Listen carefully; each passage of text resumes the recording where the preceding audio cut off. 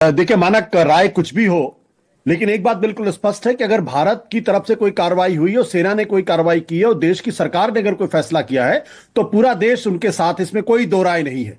इसमें महत्वपूर्ण बात क्या है? महत्वपूर्ण बात यह कि जो हमने एक जिसे कहते हैं रूबिकन, क्रॉसिंग द रूबिकन, हमने अभी तक पीओके तक अपनी कार्रवाई को महदूद रखा था। अब हमने पाकिस्तान को बिल्कुल स्पष्ट संदेश दिया है कि अगर आपके आतंकवादी पाकिस्तान का जमीन का इस्तेमाल कर रहे हैं तो वहां भी वो सुरक्षित नहीं रह सकते।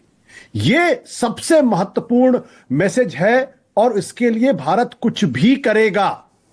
जब आप मुरिदके पर अटैक करते हैं या बहावलपुर में अटैक करते हैं तो इसका सीधा मतलब यह है कि आतंकवादियों को भी संदेश है कि आप ये मत समझिएगा कि आप पाकिस्तान के किसी कोने में छुपे रहेंगे तो भारत आप पर हमला नहीं करेगा। भारत मुरिदके यानी लश्कर तैयबा का जो गढ़ है वहां, और बहावलपुर जो जैश ए मोहम्मद का इलाका है वहां पे, दोनों जगह के बहुत ही सिग्निफिकेंट संदेश हैं, बहुत ही सिग्निफिकेंट प्रतीक हैं।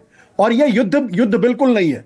युद्ध में क्या होता है कि एक सेना दूसरे सेना पे हमला करती, जंग में एक सेना दूसरे सेना पे हमला करती। यहां भारत ने बिल्कुल स्पष्ट तौर पे कहा है और अंतर्राष्ट्रीय मंचों को भी यह संदेश दिया है कि हमने सिर्फ सेल्फ डिफेंस में काम किया है। अगर कोई आदमी हमारे देश के अंदर घुस के हमारे नागरिकों पर हमला करेगा, उनकी जान लेने की कोशिश करेगा, तो भारत को सेल्फ डिफेंस में कार्रवाई करनी पड़ेगी। और अगर उस कार्रवाई में अगर उसको पाकिस्तान की सीमा रेखा क्रॉस करनी पड़ेगी तो भी हम गुरेज नहीं करेंगे।